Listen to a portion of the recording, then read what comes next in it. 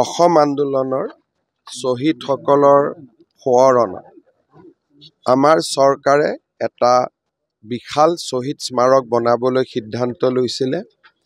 যোৱা 5টা বছৰ ইয়াৰ নিৰ্মাণ কাৰ্য চলি আছিলে। 10 ডিচেম্বৰ তাৰিখে আমি এই শ্বহীদ স্মাৰকটো উদ্বোধন কৰিম। ইয়াতে আপোনালোকে দেখিছে যে এটা খুব ধুনীয়া টম্ব আছে। তাতে সকলো সময়তে শিখা জ্বলি থাকিব।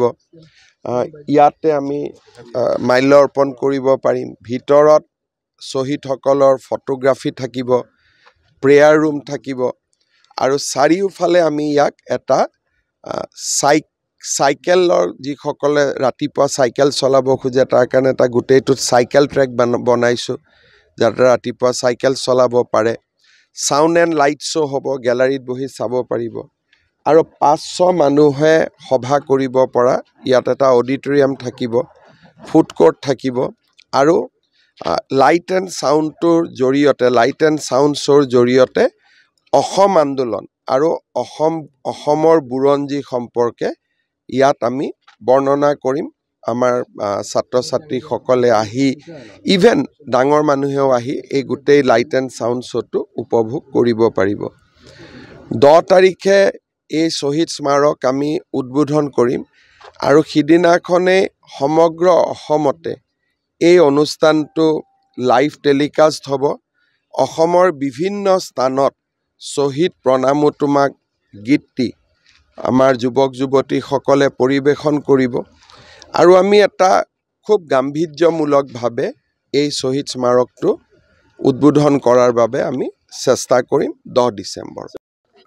অসম আন্দোলনৰ শ্বহীদসকলৰ সোঁৱৰণত আমাৰ চৰকাৰে এটা বিশাল শ্বহীদ স্মাৰক বনাবলৈ সিদ্ধান্ত লৈছিলে।